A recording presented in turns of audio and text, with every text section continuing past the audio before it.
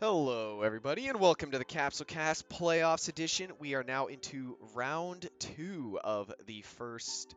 This is still round one, but match two of that round. I am your host, DoorGuard, with my co-host Oasis, Heyo. and our guest this week, Ryan. Let's play. Hi, how you doing? Coach and Muscle. So it's going to be a Join the lot of cast fun. team. Yeah, you guys both have elite members this week, so it's going to be a lot of fun when we go through your matches. Are you guys ready to get on to match one then? Let's get to it. Let's go. Alrighty then. Match number one, we have Kaiju versus Androids round two. Certainly was a fun one, and this is where another elite member happened if we had Donut on the cast, but he can't be on it every week, and we're kind of tired of talking to him. So we kicked him out for a week, got Oasis back in, and it was a good match. Androids took the second round 2-0, but I think Kaiju certainly came out with a goal in mind. We had 19 switch to the front without Draconic Aura back on his normal build versus Raditz, and Raditz did the thing again. He took out his man, and even a bar off Cell before being taken out by Cell's first perfect barrier for about 15k. Nappa comes in, does a little bit of damage and tags when he's at about 2 bars. Bardock comes in and eats another Cell ultimate barrier for a near 16k, and then goes down after doing minimal damage to Cell. Certainly not what they needed. Scouter nearly actually takes out Cell, even transforms into Ape and tags at about a bar left. King comes in, takes out the last bit of Cell, but gets grabbed to death by 16. So even though he has defense +3, the Master Throw and pump ups are just too much.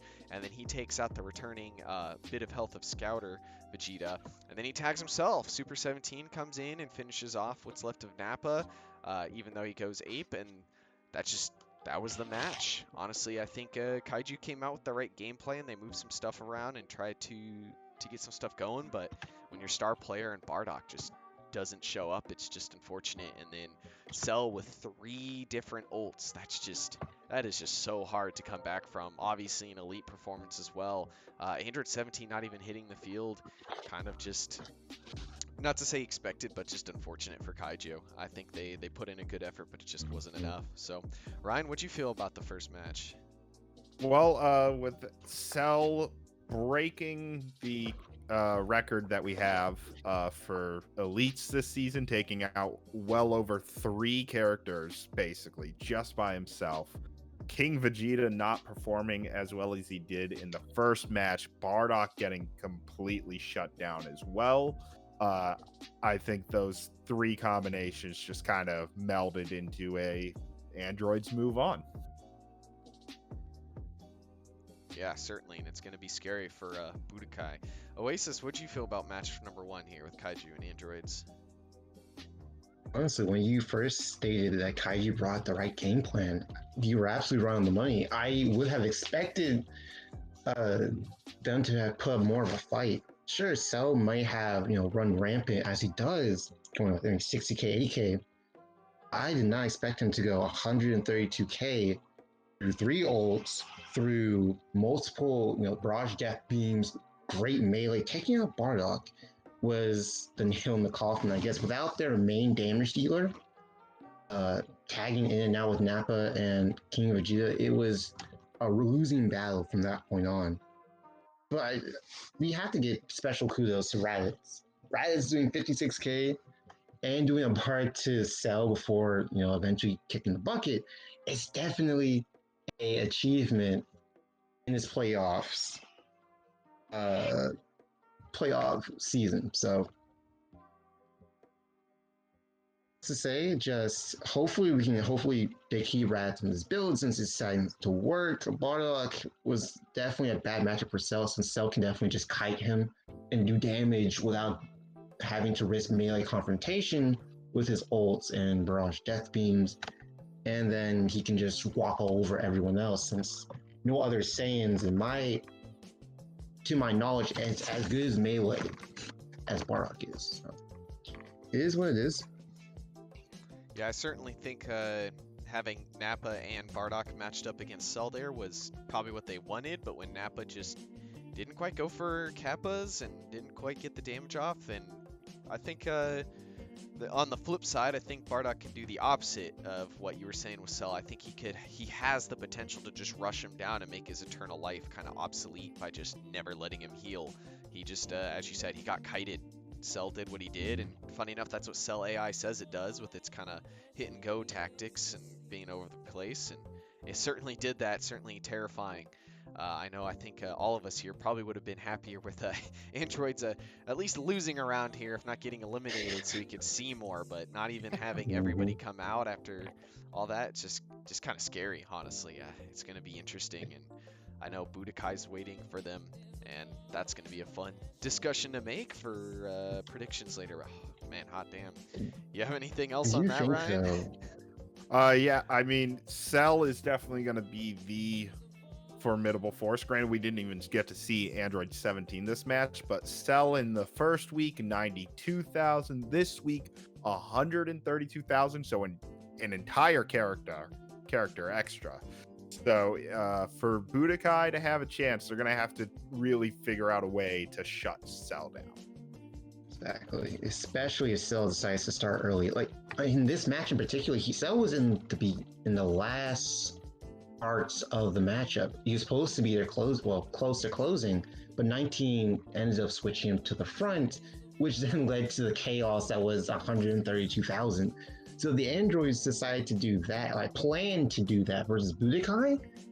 You might be seeing another close to elite week, if not an elite status again from Cell if they're not careful.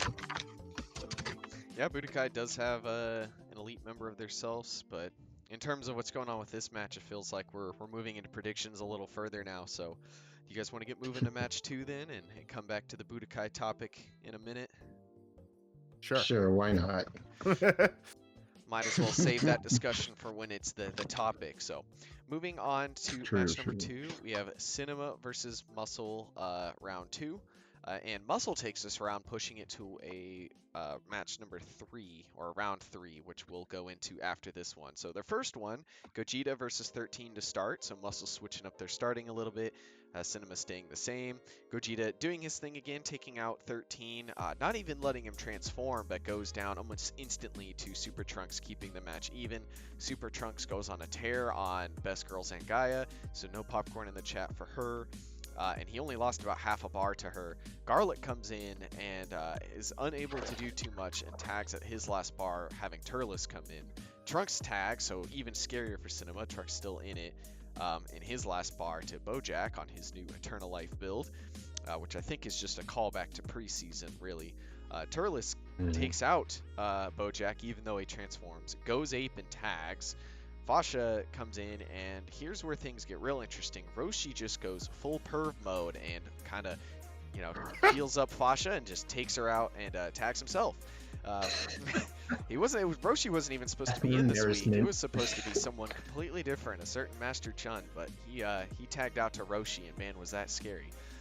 Trunks comes in and finishes off Garlic, but gets taken out by a 17k Ape Turles ult, which is actually just a very big sweep the legs, but out of the mouth, so an interesting attack, and certainly did its damage. But Broly, not having much to do this week, does do a 10k ult to finish off Turles, but that's about as it was. So a commanding win by Muscle to take out Cinema to even up the score 1-1 to bring it to a round 3. So for this first match, I mean, you could just say, Turles valiant effort, nearly even going elite. Numbers maybe a little skewed by that ult, but it was looking almost the same way. Gogeta taking his man with a good bit of health left, but Super Trunks, you guys switched him back to the super build, and he just went ham. And obviously, of all the weeks for Master Roshi to show up, this was a good week. So, yeah, Ryan, how'd you feel about your match then? At least this first round one. Nervous going into this match because we had to also protect the snowman, who lived, by the way. So, because we were definitely scared of Garlic, with Garlic having gone elite in match 1. So the fact that Trunks really ended up showing up, really ended up helping out our team. Like, we kind of figured Gogeta was going to start and we would be sacrificing whoever was going to be up front to all those rush blasts, because those were some heavy damage. and we felt it was okay to have Android 13 as he might be able to, be more aggressive to prevent that whole sort of thing. And then Roshi doing well above a character, which is great. Bojack on a new tank build, which we kind of just threw him on since the key +2 one wasn't really working as the way that we were hoping. And it just worked out. But I mean, the fact that one of their characters also went elite or almost went elite, made me very worrisome for when we end up getting to match 3. Yeah, certainly a lot of risks, I think, taken on both sides to try to get things going. So, Oasis, how'd you feel about the first round between Cinema and Muscle here, or round 2 of 3? Personally, I was shocked that we had that. Let me rephrase. I was shocked that this went to round 3, to be perfectly honest, because of the way that things went in round 1. But as Ryan, disclosed, they came prepared and they shuffled things around. They changed up a bit. They changed their Ace Super Saiyan Trunks to Super +2. Honestly, that's probably the biggest concern I have anytime I face Muscle, is what is Super Trunks going to be on? Because if he's on attack +2, then you have to either beat him in melee, which is damn near impossible, or you have to B2 him to death, which there aren't that many good B2ers not that many besides Garlic apparently, but hey. Or they put him on Super +2, then it's like either you die by his melee because finish line, or you die to his burning attack, which do 10k a piece. So it was a lose-lose, And that's what we saw here. Super Trunks popping all of his burning attacks with his, I don't think he hit an ult, but he tried. And finish lines. And that's what but didn't make it. Yeah. Point is, he still did his damage to B2s and netted them when that they needed. But more importantly, Ryan, how did y'all figure out the build for Master Roshi? What was the thought process behind him? We are like, okay, he has that just quick fire Kamehameha that if they're flying immediately towards you, or like in the middle of trying to do a melee combo, it's nigh impossible to dodge, like maybe with an after image. He has the rush B2, and then he has lightning surprise as the ult, but then when he transforms, he still has the Kamehameha, still has the rush B2, and then his ult is Kamehameha. So we figured, okay, well, we can either have him do the rush B2s very fast, as I think they're just 3-bar B2s, so just very quick fire. And the Kamehameha being a quick fire, if he's throwing those out, it forces the opponent to either have to move, which offsets them, or something along those lines. And then his B1s are probably like one of the best combo of B1s in the game. He has false courage, so getting that defense and power body, and then he ends up having after image strike, which is just it's amazing, which basically makes him a bit more dodgy against any opponent, and then power of rage for any sort of beam struggles, or if his rush B2s get into clashes. So it was we want you to fire out B2s, pull off B1s to make yourself defensive, and if you get into a clash, we want you to win them. Fair enough. I mean, it's definitely one of the more unique builds. Yeah, it's more of the unique builds in the league, because I don't think I've ever seen anyone with both Kabio Secret Art and Dragon Spirit and Power of Rage all at the same time. Yeah, it definitely is a bit of a hamper, because there's 6 out of your 7 points in 3 Pataras, and the Clash boost could theoretically be a worthless Patara if you don't get into any clashes. But we really wanted him to be able to do as many B1s as possible without degrading his B1 charge rate. So that's the idea around the KSA and the Dragon Spirit. I will shout out to the Bojack build is basically what they had when they beat us actually in the preseason matches before the season started. So it was actually a very strong Bojack build. So I don't know if you remembered that, but the Eternal Life Defense Bojack build did have good merit to return. might have been subconsciously. You're just like, I remember it doing well somewhere. Well, it did well against Bujins. It just absolutely hampered us. Our guys could not get through it. So there was some Well, merit to it there. Well, thank you for reminding me, DoorGuard. We'll be writing that down for later. Defense +3 eternal life. Where have I seen that? Well, I before? think it's just because he just every time, I forget who was up against, but every time they charged at him, he just trap shootered and it knocked him away. And then he had enough time to heal and charge up to do another trap shooter. So it was actually just one of those like, well, if trap shooter's so good, come on. I mean, Shin Shenron showed it off earlier this season, or near the end as well, where he was trap shooting people to death. So it can be good if they're rushing you, and I think that's kind of how Master Roshi took his Kamehamehas. Is hey, you're gonna Fasha wants to get up in my face, you know, I'm gonna wiggle my fingers a little bit and make her go away. So. Oh my god. Uh, Let's get into match 3 of this one. Yeah, shall we move on to the final round of Cinema Muscle? the climax, of course. Yeah. Alrighty then, this one arguably more interesting than the previous one, with another near elite on Cinema and an actual elite on Muscle. I believe is that your guys' first elite of the 2020 season? First elite of the 2020 season, and it's So- somebody that I haven't had go elite under my coaching yet, so that makes me happy. Yeah, it was very good. Well, just a quick recap of the match. Obviously, the lineup stayed the same because it happened at the same stream, so there was no time to change. This time, 13 did get his transformation off, and Gogeta, unable to finish him off, has to tag, and Garlic finishes him off with a sweep the legs. So getting his legs bigger made him an easier target, unfortunately. Garlic he actually manages to take out Trunks, only losing 1.5 bars. So Garlic kind of back on the game in the very first round weeks ago, and even hits a 14k ult on Broly. But Broly returns immediately with his 11k ult. Garlic tags at a bar left to Turles. Turles gets just absolutely devoured by Broly, who then goes Legendary Super Saiyan and tags after taking half of Zangief, 2 of which were from his, honestly, one of my favorite B2s in the game, Gigantic Hammer. And Bojack comes in to finish off his former accomplice.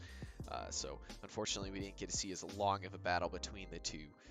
Gogeta comes back and loses a beam struggle to Bojack and dies from that, taking, I think it was about 15k. And then Garlic comes in and has to tag pretty quickly to Fasha, who finishes off the Space Pirate Captain. Broly pretty much just almost destroys all of Fasha and lets Roshi come in and finish what he did in the previous round. Again, wiggling fingers, taking out the woman, unfortunately for the ex-Valkyrie member. And he ends up finishing off Garlic as well to seal it for Muscle. So Muscle move on, and Cinema are eliminated from the playoffs. So got to give a lot of credit to Cinema. I think they've really shown some great hardiness for their first season ever, and to do really well in playoffs against such an experienced team like Muscle. I know Muscle had a little more blips this season, Bojack and Roshi really never wanting to show up for many of the matches, but I mean, still a very strong team end to end. I think Cinema really put a lot on the line. Gogeta finally hitting what he should do. Garlic being their kind of captain. Kind of funny, Garlic basically said, "Farewell, Muscle, I must go captain another team to success." And he certainly tried. You got to give him credit. A team of kind of strong players for old teams, Turles, Garlic, and Fasha, just coming in to try to make this team something, and they really gave some good credit this season. But obviously, Broly really doing well with his melee build, and Savior really pulling off, and obviously he did a lot in his transformed, and you know, really everybody kind of pulled their weight this week for them besides Super Trunks, but you could say he still pulled his weight with the previous match. So coming to this final round, especially with the start that happened, Ryan, how are you feeling? The start where basically Android 13 and Gogeta basically took each other made me feel very confident with this third match. The tag from Gogeta into Garlic, though, that was probably some of the best AI that we've seen in a while. Tag, immediate fire B2 to eliminate the target. Beautiful. Broly going elite definitely ended up helping, but Garlic has easily been their best character for Cinema. Like in match 3 here, he fired out 17 B2s, which is just, it's so many B2s that he has fired out. So the fact they have him as such a star player for their team means they are going to be a terrifying force going into the 2021 season. But I mean, overall, like, their team has not been bad. It just seemed that like Broly decided to kick off this week to really show a devastating force. Roshi doing that, not even looking at a B2 after image strike to do some nice AI. Bojack somehow winning a beam clash. So I definitely don't think like any of their team really faulted. Possibly maybe Turles in this match, but I mean, Broly was just on a tear, so you can't really fault a character against somebody who's just devastating. So either way, it was an amazing match, and we should really expect some good things from Cinema going into the next season. Yeah, I think you could say round 2 was, and round 3 showed both of your star guys in Super Trunks and Broly both kind of taking turns carrying the team, which is kind of a nice thing to have, 2 guys who will step up. Oasis, how'd you feel about the final match of the trilogy here? I felt very good. This was a great match, like you both have been saying. Personally speaking, what this reminded me of is that there are 3 people in this league I never want to see tag. It's Broly, Cell, and Basha. And those 3 tag and get an extra bar of health, the game is essentially over. And we just saw why. Broly tagging, coming back with an extra bar, then transforming to do what he did to Cinema is the epitome of a powerhouse. You know, the epitome of, I'm going to stomp on you. You can't do anything about it because I have power body, I have hard hitting B2s and hard hitting melee. I have all the damage in the world, and nothing you can do to stop it. And extra health.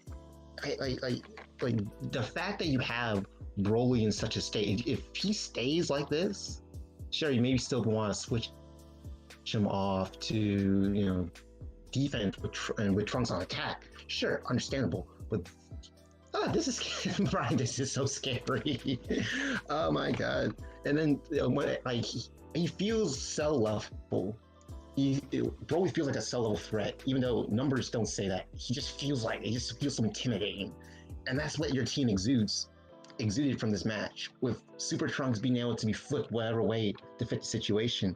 Broly doing what he does, Danger 13 with his SS Deadly Bomber, just all those threats, all those weapons that can come out whenever you feel like it to take the match. And that's what I feel is what led to Muscle getting the win.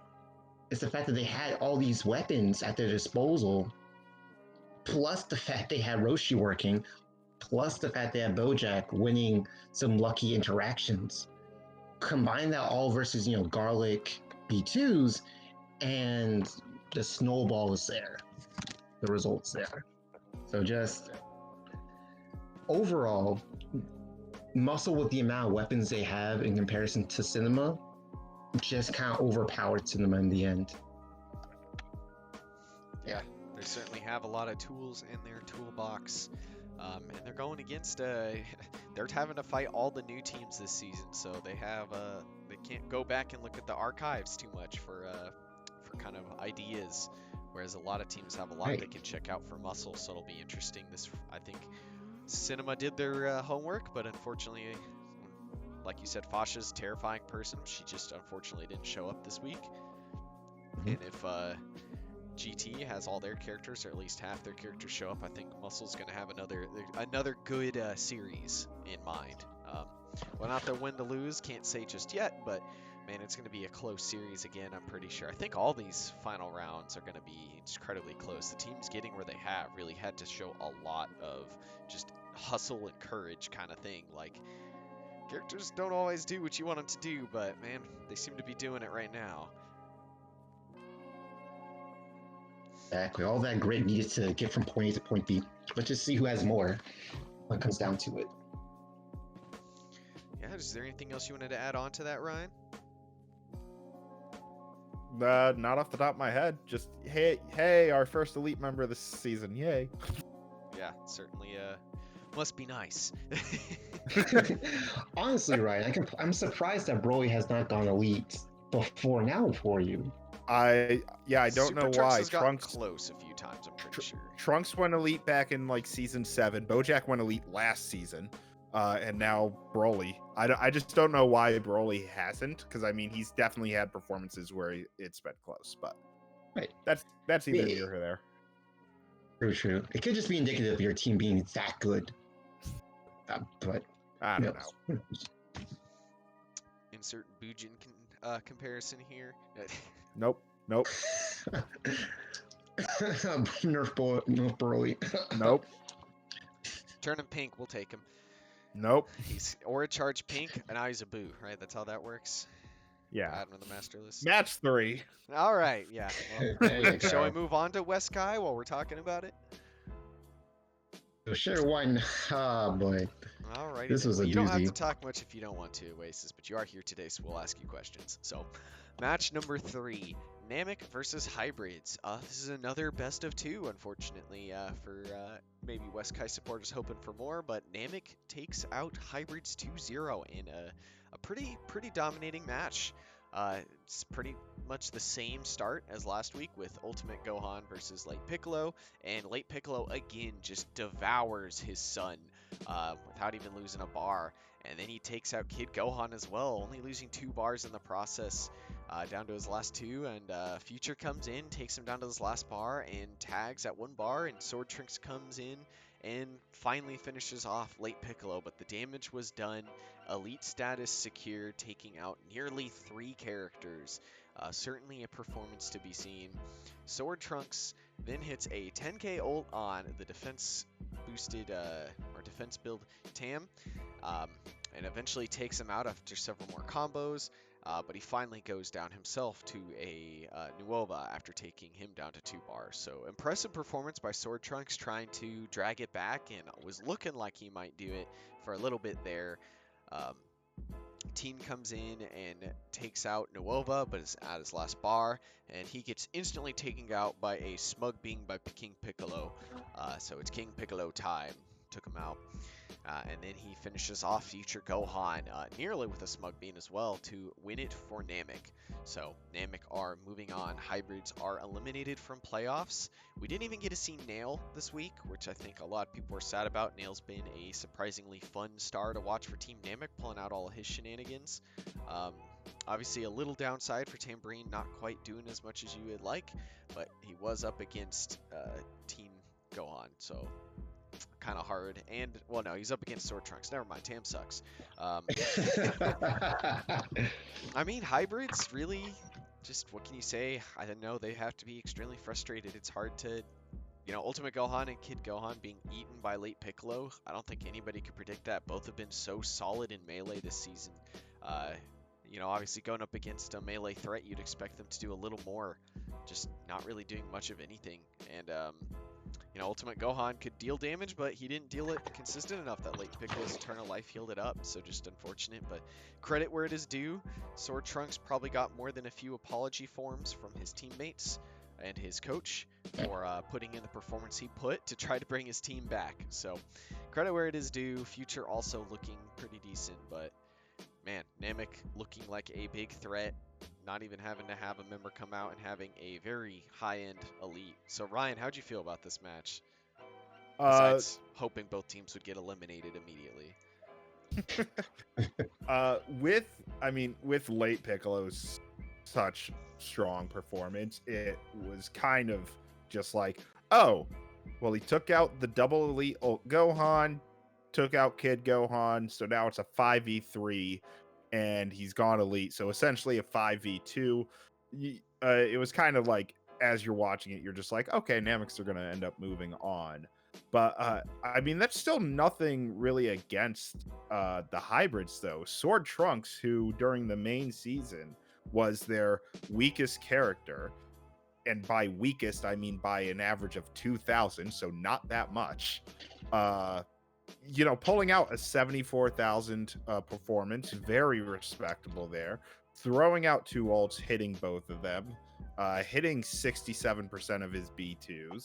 So, I mean, Sword Trunks is definitely not somebody to just brush under the rug. But I think because we even looked at it as the match was going on, all hybrids seem to have done was move around their order with the exception of their start, which I think ended up giving it to Team Namek, because Late Piccolo last week during match 1 almost went elite because he went against Ultimate Gohan at the start. He did 96,000 last week. So I think maybe if hybrids had moved around their starter and maybe even just tweaked a build or two, this could have been very different. But either way, congratulations to Namek for getting a very powerful elite and moving on to the quarterfinals after kind of struggling to make it into the playoffs. Yes. Oh yeah, I mean, what can we say? Main season was so rough for us. That post week 7, after what hybrids did to us, you can consider this as sort of revenge for going, what was it? 6-0. 3, 4? Yeah, 6-0, and then taking a huge loss versus Ultimate Gohan, essentially. But I digress. I was shocked to see that Kid Gohan didn't start for them this week because what you just said, how Ultimate Gohan lost his matchup versus Late Piccolo. Assuming they thought that week 1 was a fluke best, and they were hoping to try again, catch Late Piccolo off guard, that didn't work out too well. In fact, they ended up losing more than they hoped because they lost an even better player instead of Sword Trunks. Last week they lost Kid Gohan and argued a definitively better player than Sword Trunks more often than not. And like you said, that just led to it being a 2v5 essentially, and the win we have here. Honestly, I'm shocked. I'm very shocked that this went down to a 2-0. I was suspecting this to be 2-1 at best, or us being knocked out here because they changed their lineup drastically. So I'm happy. I'm definitely happy and ready to move on to the next step, if you get what I'm saying. What was your thought process coming in? You saw how well Late Piccolo did last week. Is that why you threw him out in the front again, or were you yeah, that's basically my question. Yeah, I'm when playing for week 2, I was essentially thinking, I know if Late Piccolo can beat Ultimate Gohan, he can beat Kid Gohan. That's a fact. Because attack plus 2 typically will be defense plus 3, unless that defense plus 3 is backed by B2s, which Kid Gohan is not. So regardless of who they throw out, Late Piccolo will win. So, and then after that, it's just your standard King Piccolo, and the rest of the squad, wherever they fall. You know, that mainly was the thought process, and it was really up to hybrids to counter us. After such a dominant performance, we weren't really concerned about countering hybrids. More of, can Late Piccolo push us or give us a big enough lead to beat hybrids? That was really it. Yeah, I think there was a lot of factors that both teams brought in. I think, Ryan, you were probably right, and I think hybrids may have put a few eggs in the hoping that the Late Piccolo was a fluke basket. They probably knew he would still be strong, but they were probably just hoping that Ultimate Gohan had a singular hiccup with how dominant he's been. And I don't think it was a bad bet to make, but it unfortunately ended up being the losing bet here. And you'd think they had a pretty decent follow-up in Kid Gohan, and it just didn't quite, follow through. So I don't think they had a bad game plan coming in. It was just they put a lot into trying to take out late Piccolo with those two, and then even later in, just Teen Gohan couldn't quite follow up with what Sword Trunks did, and Future certainly tried, but it just wasn't enough. Exactly. So, I think they had some very good strategy coming in. It just didn't come out. I mean, they just squashed Tambourine. And you think, oh man, that's kind of what you need to have happen, but that was the only guy that got squashed, unfortunately. Even Nuova really showed up. So, good luck to hybrids in the following season. They obviously have a strong core. Just about everybody was looking good throughout the season, just unfortunately not enough at the same time to be as dominant as I think they wanted to be. But still a pretty impressive season to say the least. Yo, Okay. I'm just surprised Sword Trunks did as well as he did. Yeah, shout out to That's the Like- Sword boy. all the memes of him being a horrible character, I feel, are like very exaggerated. His main season stat average is 30, almost 39,000. So it's essentially an entire character.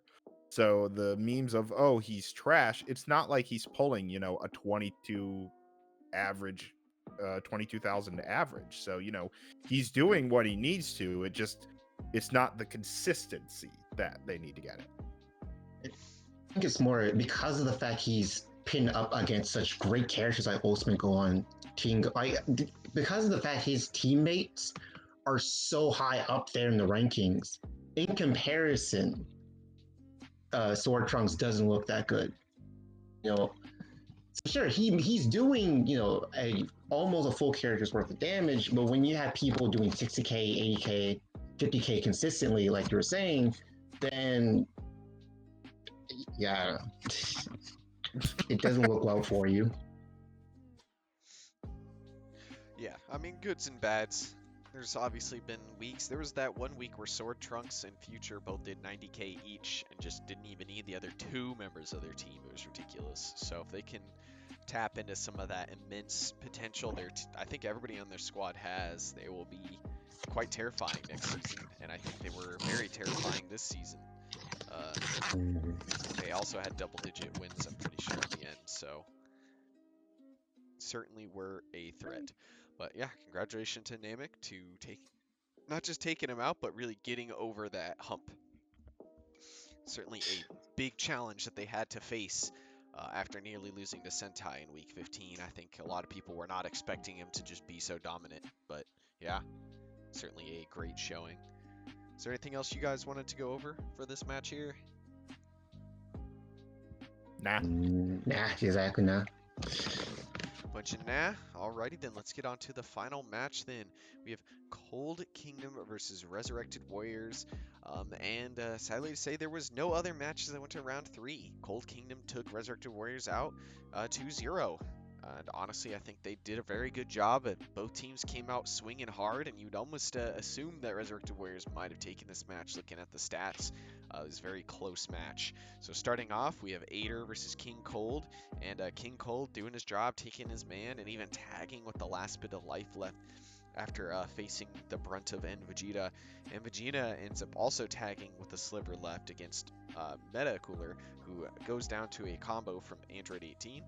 Cooler tags in, and then he actually tags out after only losing 1 bar to third form Frieza, who finishes off Android 18 with his new build. It's basically just an alteration of his other one. He has attack plus instead of ki plus this time.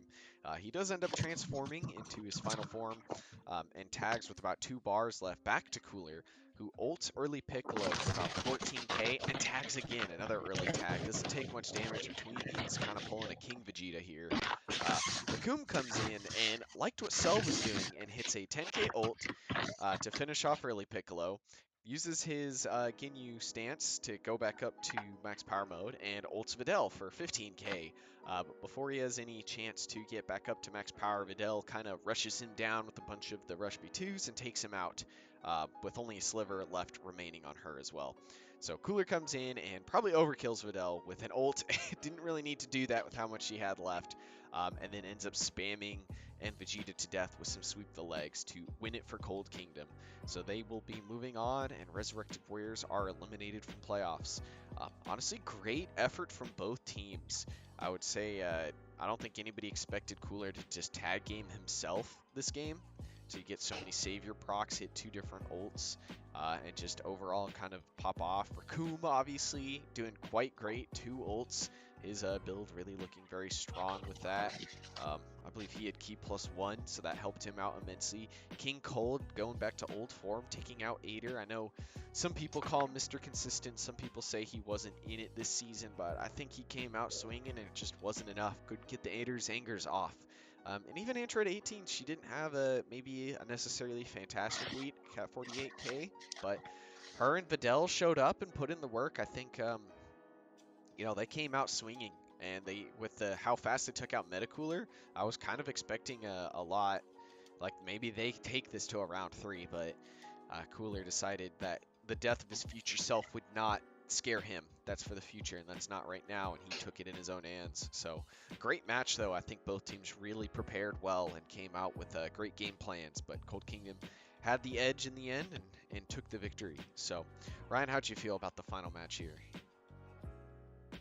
Unsure as to who was going to end up getting this. I did say that if Cooler, I believe I said this during the live stream, that if Cooler kind of goes off, it will probably go towards Cold Kingdom, in which it definitely did seem that way. I think what really ended up sealing it is not only did Cooler get a 75,000 performance, but the fact that Cold Kingdom themselves had 4 tags during the entire match. So that's an extra essentially 40,000 damage that Resurrected Warrior would have had to do. So essentially a 6th character, which that is just hard for any team to really be able to do unless you're absolutely on your game.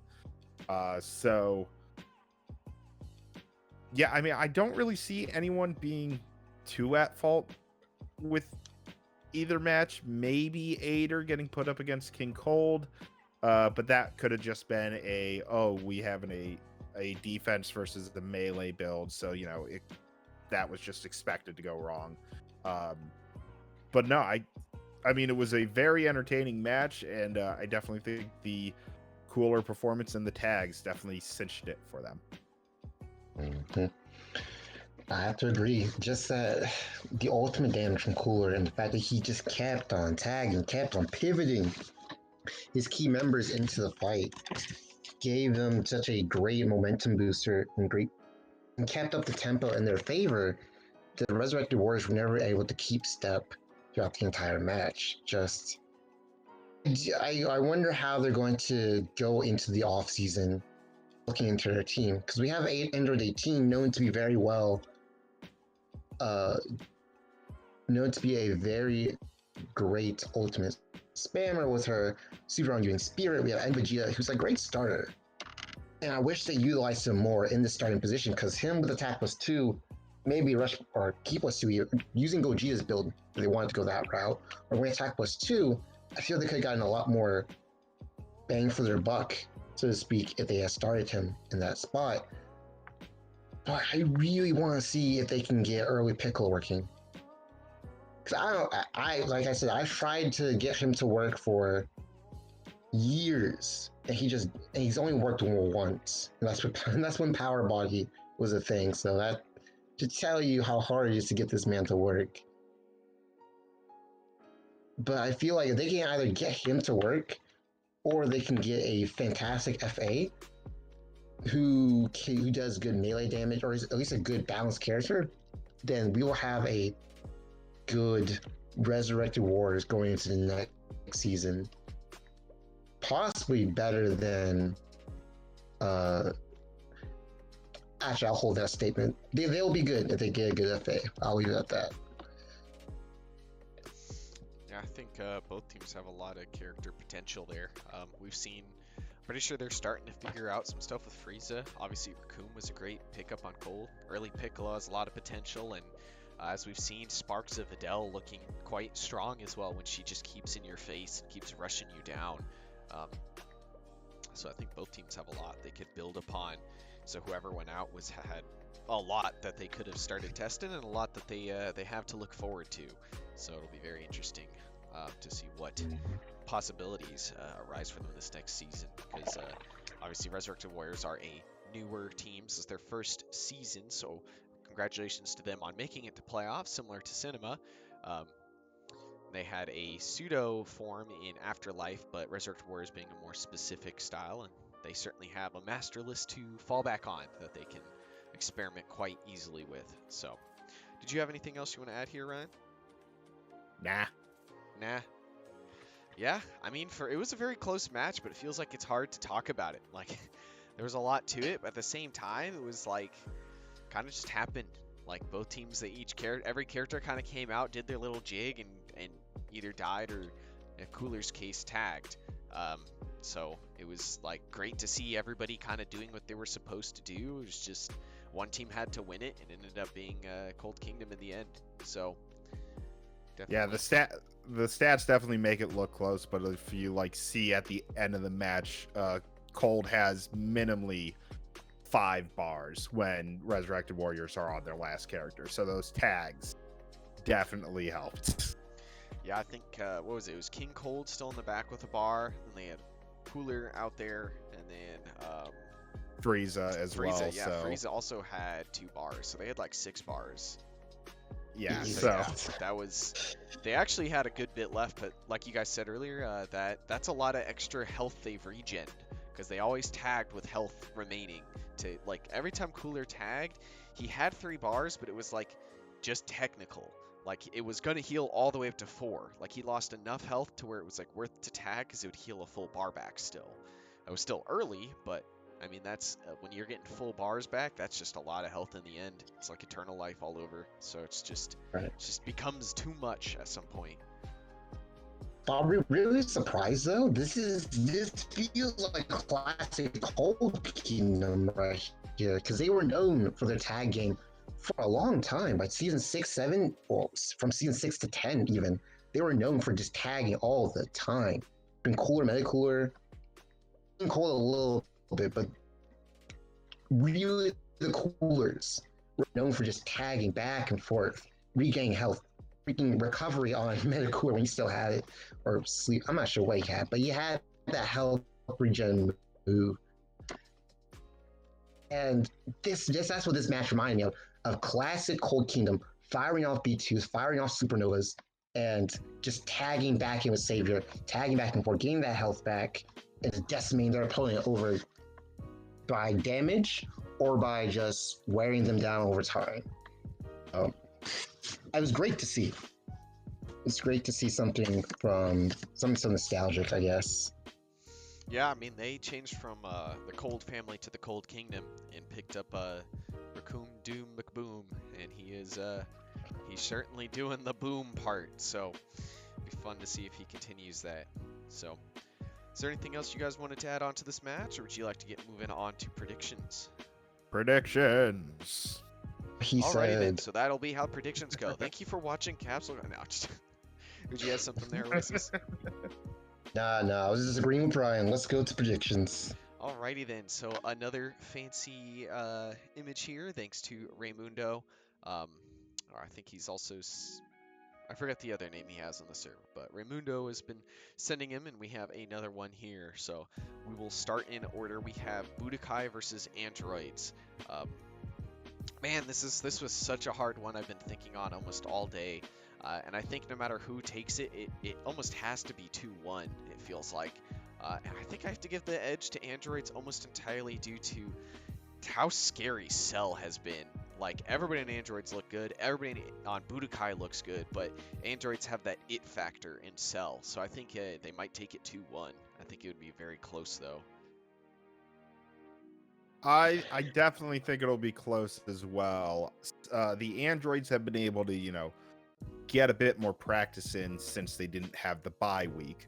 And they're showing that Cell deserved to be number 3 in the league. during the main season, because currently he's number 1 in the playoff season. But like, I definitely think this is going to be a harder match than what Androids just had to go to, because Budokai during the main season, all of their characters on average did a character minimally. So I think this is, it's so hard to be able to choose, because you have somebody that's super dominating on one team, but then you have another team that's just so consistent. I think it will go 2-1 as well. I can't say who would win the first match, but I want to say the third match might end up being Budokai, actually. Personally speaking, I do think this will be. I don't think this will be close.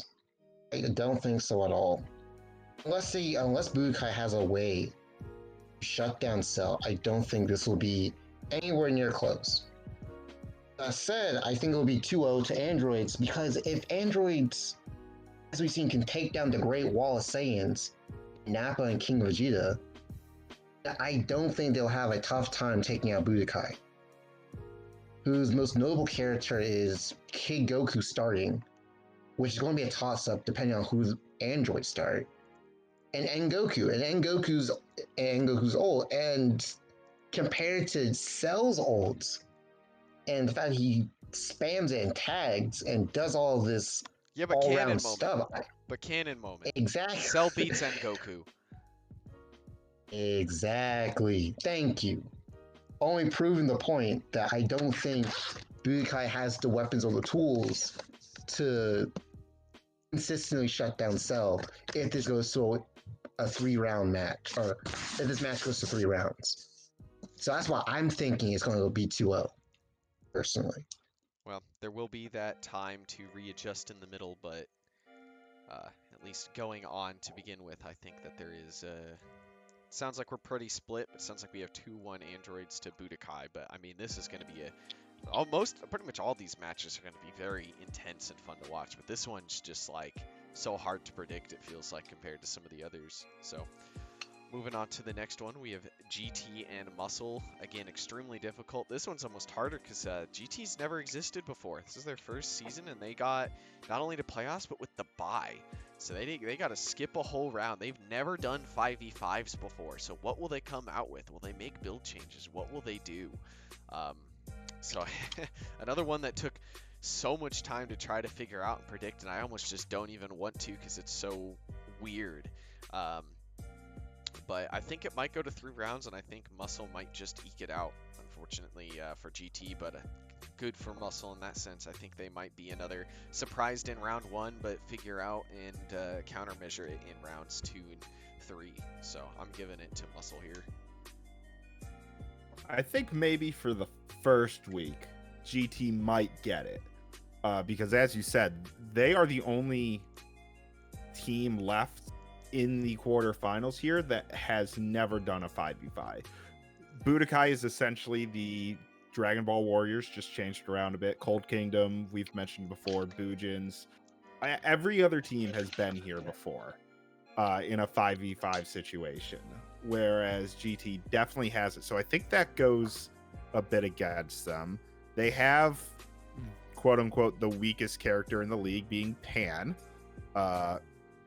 So that also goes against them.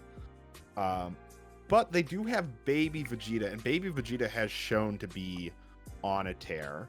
And GT has beaten Muscle in both the preseason and in their divisional match. So they have that going for them as well. Clearly, because I'm part of Team Muscle, I'm going to be biased. I want to 2-0 this and just be done with it.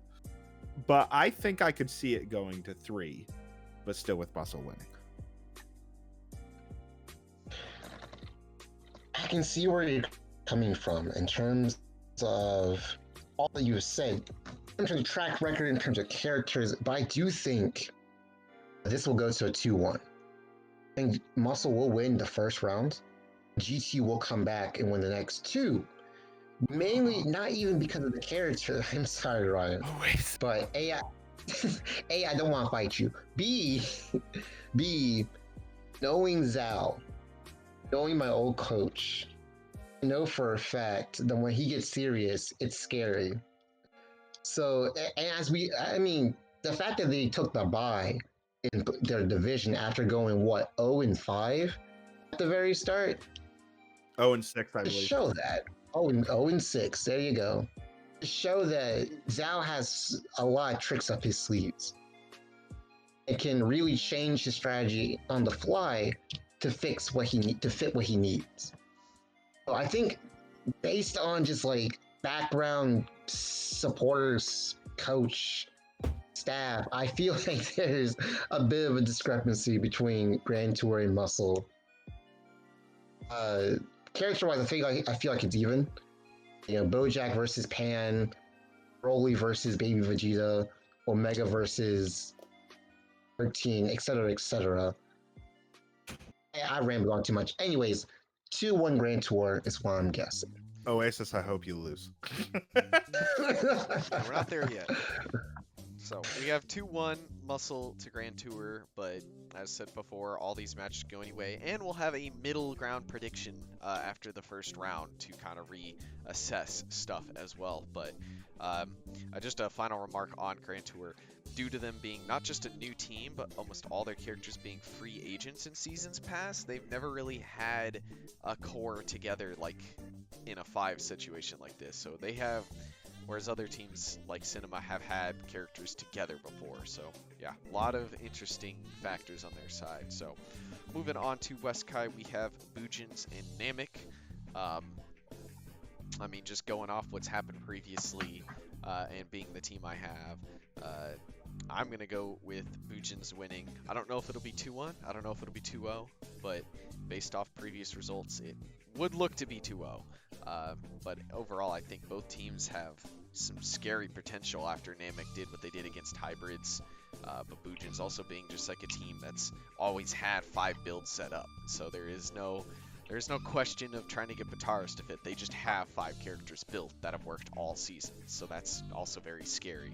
So obviously I'm giving it to my team as well. Ooh, this is a hard one. Yeah, this one's a rough one. You know, wanting what did Bujins go? 13-2? Yes. One of the best. You know, wanting the highest ranked team to be eliminated would just be like a feel good for basically everyone else in the league, because it would end up being like, okay, the strongest team is gone. We don't have to really worry about fighting the amazing power of the Bujins. Hey, I thought you said I hope Oasis loses. Where is this going? Personal feelings why I want Oasis to lose, since he was voting against me.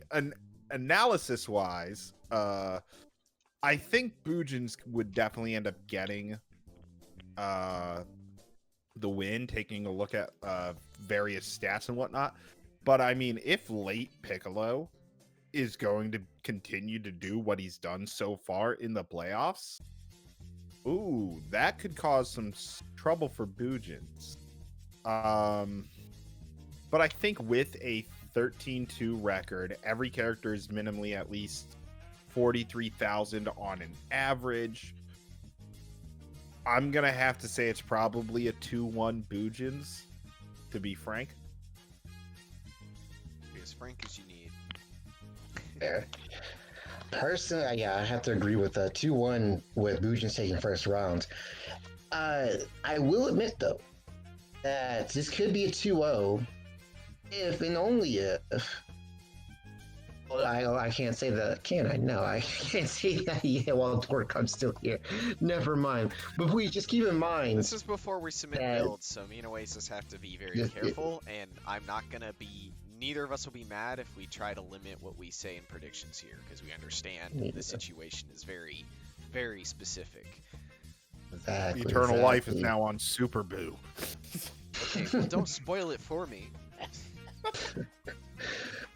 All I want to say is that keep in mind, when we first fought in the main season, it came down to the last 2 bars. Majube and Kid Buu. And in that build, or in that week, Late Piccolo did not have an AI. AKA, Late Piccolo was not up to his full potential. So, what I'm saying here is today, ladies and gentlemen, if Late Piccolo was actually trying during that match, we would have won it. And I'm willing to prove it to you and put it all on the line next week or this week versus Bujins when I know Late Piccolo is going to be online and ready to go. So I'm willing to say 2-0. That's just me. He's willing to say 2-0 for the Boojans. Got it. All right, so we have 3-0 Boojins. Oh my goodness. This is going to be a lot of shit hazard here. I will say, as a small counterpoint, Kid Buu was on a different AI back then. So, like, there has been switches. Yes. We switched his AI in, like, week 13, 12 or 13. And he's been doing different. Oh, I didn't even notice. Yeah. Him and Super Buu both switched AIs mid-season. So, there was differences on both sides. Yeah. You're blowing away. The Super Buu that destroyed Sin Shenron was a different Super Buu than the Super Buu that fought you guys. Wait, really? Yes. What AI is he on now? He's now on Goku AI, which is what made Fasha so scary. So, yeah, that's I nothing. know so. Okay. You go and look at like any of the last 5 weeks of the season, you can see that there's been some changes, not a lot of changes, but some changes. So we're having backup AIs does matter. So yeah, that's where it's so hard because you guys have switched builds all throughout the season, and we've had subtle changes, and it's like, well, are those subtle changes going to come into play? Are they not? Who knows? It's going to be if you only need to have subtle changes, that means y'all are essentially set. If all you've had changed throughout the season is one Patora, then I think y'all are in a very good spot, regardless of the outcome. Yeah, we could go back and forth. We can probably exactly realistically though. So we'll just call it as though, it is. I do We have think you'll take it. Boojins, but obviously a very intense match. Anybody who got to this position in West Kai was going to be intense. Was called the Kai of Death for a reason. So moving on to South Kai, we have Rugrats versus Cold Kingdom. And a lot of discussion on this one with people all throughout today. And, you know, I think I might have to give the slight edge to Cold Kingdom. I think just base stat-wise, character-wise, looking at it. Cyberman, and especially Cell Jr., who's just been totally off his game, and everybody in Cold Kingdom kind of stepping up as of late. The time off might have hurt Rugrats because they needed Cell Jr. to pop off at some point during the season, and he almost never did. Cyberman found his moments, but they're here and there. So Cold Kingdom having maybe a more complete 5 might just have that edge to take out Rugrats. So I'm giving it to Cold Kingdom here. I think you're forgetting the most important factor that Rugrats have going for them, and that is Gotenks. Now, granted, I know Tosh has mentioned. All right, so your arguments are out the window. No. Tosh has mentioned, yeah, we're probably not going to do Gotenks during the playoffs, but I'm going to say Cold Kingdom's going to win week 1. Absolutely. But I'm also going to say, our characters didn't really do that well for Rugrats. Let's try and allow a Gotenks, and then Rugrats will end up getting the 2-1 win. So, you had me in the first half. I'm not going to lie. When you said that there's a character that Rugrats had up their sleeve, I was like, oh yeah, he's going to talk about Raleigh. Nope, Gotenks. Okay. So, but you do have a point, though. Gotenks is definitely a wild card that any team needs to take note of. Personally speaking, I think Aurelia is going to be the bigger factor here because of the fact she's an android that hits so hard. Versus a team that wants to be as far away from you as possible, throwing B2s or running up to you in your face and throw out ults, one or the other. And really kind of can just shut that down because of the fact she has attack +2 and just ping pong you from 0 to death. So I feel like this will be a 2-0. I feel like Grand Tour and Muscle will be the only 2-1 series in this round of playoffs. and Rugrats will also be 2-0. Alrighty then. So, Not to say anything against you, Ryan, but it's just we have how it a is. 2-1. Oh, you'll be fighting us in the Rugrats. finals. Yeah. No, it's somehow Oh. Androids and Muscle are just gonna not pay attention to the other half and call the final them versus each other. Again? This Oh is the my actual God. final. Your guy's side doesn't matter. Round 4, fight! Yeah. So we've already fought so many matches. Screw you guys. We don't want any more. This is it. For all the glory. This is They can fight for third place. It's fine. No, no, no, No, no, no, no, no. no. But yeah, I mean, that pretty much leaves it. Predictions, there's not a lot anymore now that we've been eliminating teams. So, is there any final remarks you guys had before closing out the cast this week? Nerf Bujins. All right, so Late Piccolo is now going to be free agent locked starting this next Wait, season. wait, no. You're forced to have Slug, which I mean, granted, as of right now, that's actually not a bad character. I don't think Oh, Royals I can was drop right. Slug because they have no Master List characters free. So Oh, shit. the only thing that can happen is they're forced to take back early Piccolo. Well, they can have him. That or Wait a Shin minute. Shenron, but I don't think GT will drop Shin. Not anymore, at least. You get Costume 2 Tambourine. Wow, that's actually not too bad. Right? Now you have Costume 2 Personally King speaking- Piccolo. That's who you're locked to now.